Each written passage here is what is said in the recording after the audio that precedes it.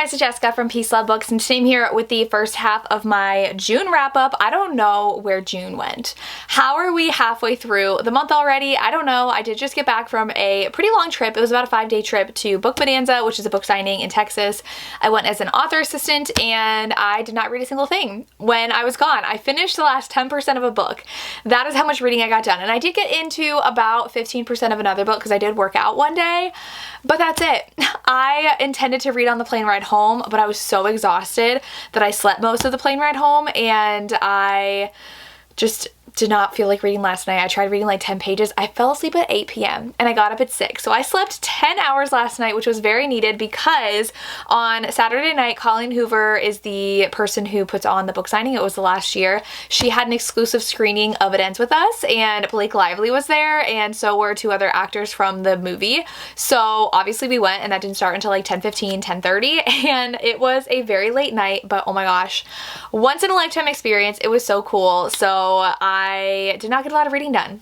That's why I'm telling the story. So I have the books that I've read though, and I actually did a 24-hour reading vlog in the first half of the month because I knew I was not going to read when I was gone. So I have read 9 books. Still pretty good for not having read for like 6 days straight. So I will go ahead and get to all of the books that I read.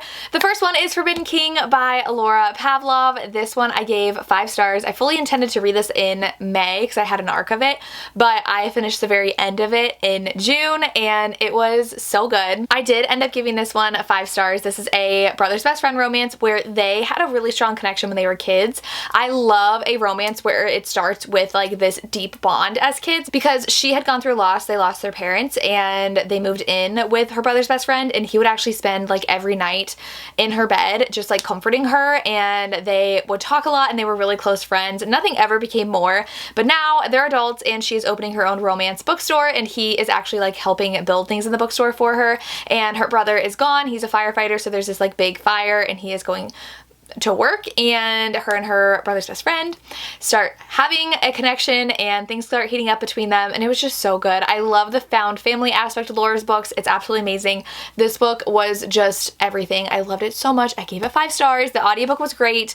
Please read it. Then the next book I read, also I'm shocked I read 9 books including this one because this one's a chunky one. This one is almost 700 pages. I read When the Moon Hatched by Sarah A. Parker. I was very concerned going into this because I didn't know if I would love it, but I ended up giving this one 4.5 stars. So I do think that it is a really good romance. It is not, don't go in it for the romance because it's definitely not like super swoony. I think we'll get that in the next book because they're not like fully together because of things. But this one, our heroine is kind of like this vigilante of sorts where she is trying to take down like bad guys, and it's for this like organization, and then she meets the hero and things happen. That's really all I can say. He ends up saving her from being a prisoner of the, I don't know if it's the king, I think, and uncovering things about themselves. There are definitely dragons in here. I'm still trying to wrap my mind around this world. Lots of things happened. It's definitely, the writing style is okay, but like the way the author tells the story is confusing, if that makes sense. So like the writing style is definitely very flowery, but like how we get from point A to point B does take a lot of concentration on my part and like figuring things out, and I'm like, shouldn't this have happened?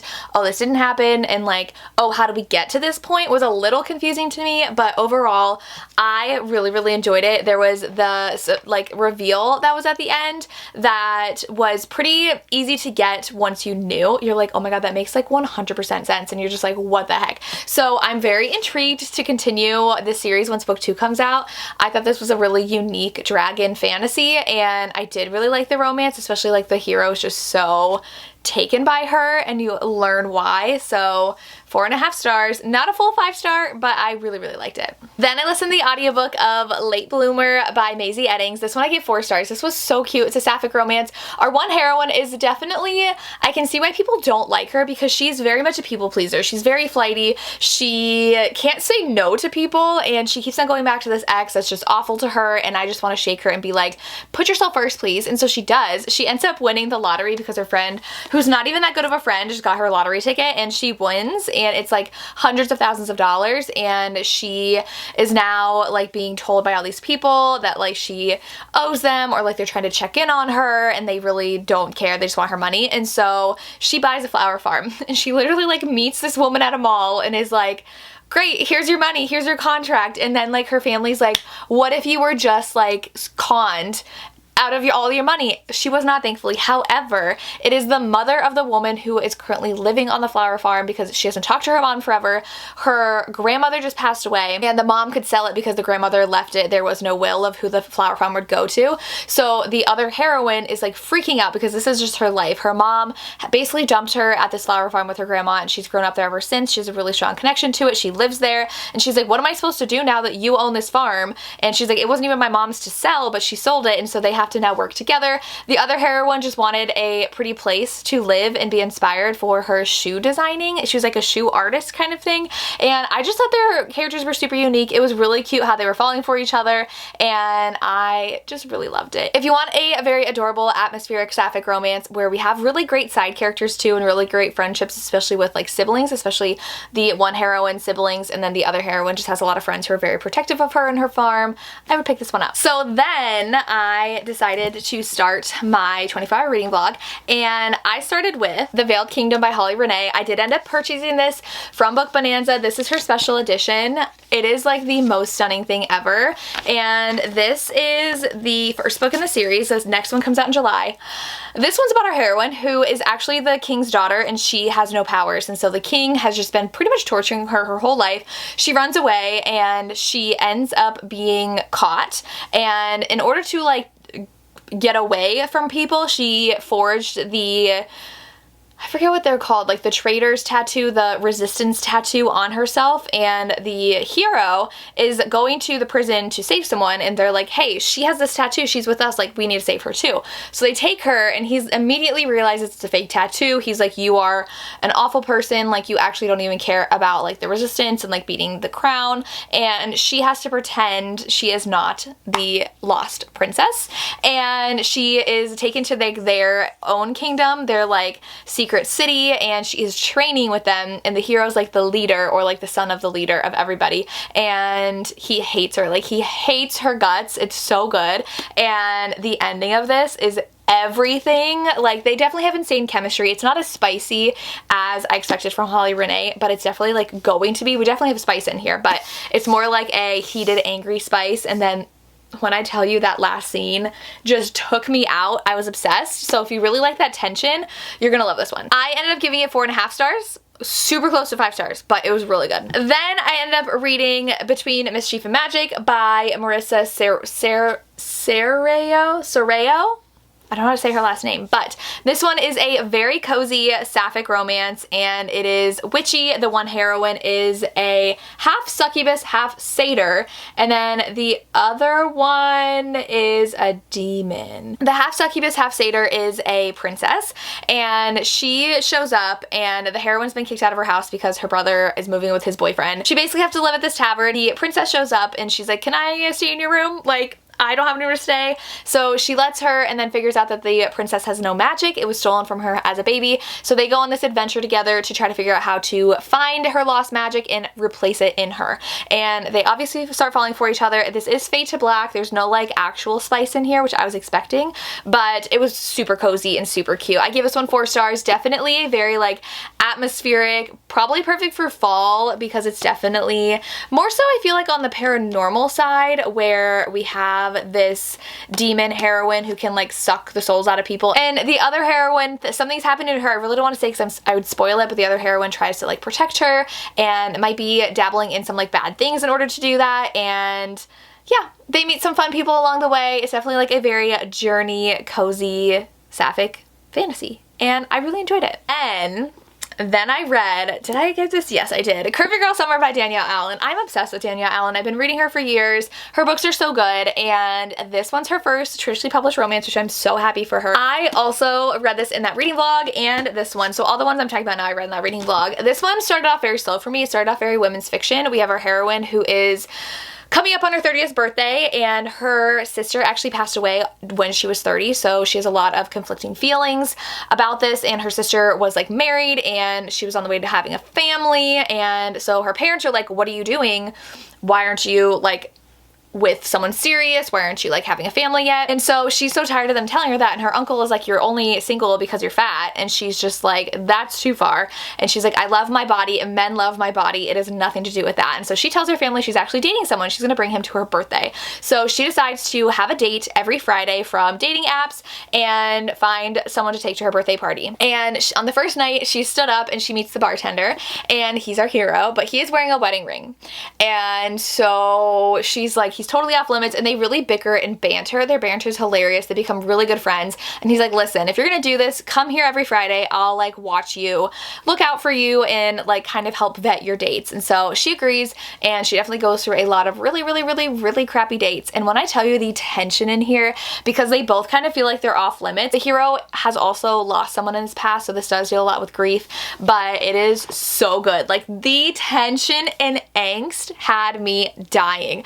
There was one scene in here, it was kind of like a screw everything scene, and I was like giggling, kicking my feet, like, you did not just do that. It is so good. I love this romance so much, so I gave it 5 stars. Like I said, the first like 100 pages is definitely her just like kind of trying to decide like what she wants out of her life, and like, oh, I'm gonna start dating and figuring all that out. And so once we like start getting into like the meat of the romance, it gets so good, and I was obsessed. 5 stars. I already bought a finished copy too from her when I saw her at Book Bonanza because I needed one.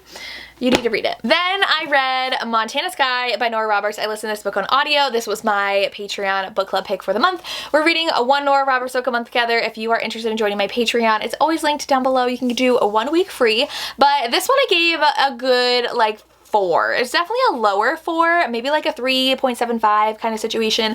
But if I did not listen to an audio, I probably would have given it a 3 because there's so much day-to-day mundane in here. And I'm like, what even happened? It's so long. It was like over a 16-hour audiobook, and it follows 3 sisters, and they are inheriting their father's ranch, and they all have different moms, and their dad was like a really horrible person, and they each have a romance. So one has a romance with a lawyer, one has a romance with a ranch hand, and one has a lawyer with someone else. And to be honest, he was really forgettable, so like I didn't even remember his name and when I had like just read it.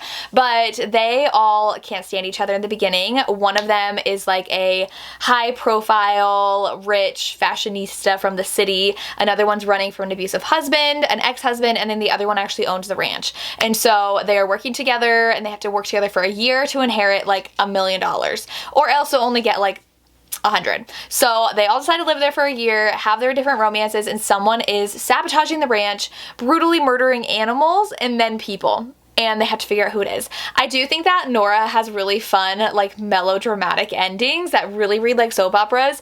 So this one for sure had that, with the reveal of like who the villain was, which we didn't know. Like for some reason I was like, because I listened to it on audio and I'm like, did I miss something? Like, was I supposed to think it was this? Because I didn't. But then like, what the heck? When did it become this? And it was surprising. I really liked the twist at the end. It was fun. Like I said though, there's a lot of like mundane life stuff in here that if I had not listened to an audio, I probably would have not loved it as much as I did. So solid 4. Lower 4, probably 3 if I physically read, but as an audio, enjoyable.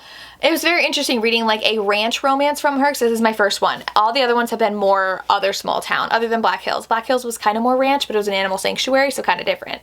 So yeah. Then I read How to Say I Do by Tal Bauer. I am still very conflicted over this book because the beginning was amazing. The beginning was so good. It was our one hero. He is a high profile event planner, manager kind of person that does like so many things for celebrities in New York. And he is engaged to a model, and she dumps him and says that she's been cheating on him. And so he goes on their honeymoon, and he is like blackout, belligerent drunk at the airport, and the other hero finds him. He's a cowboy. He never takes off work.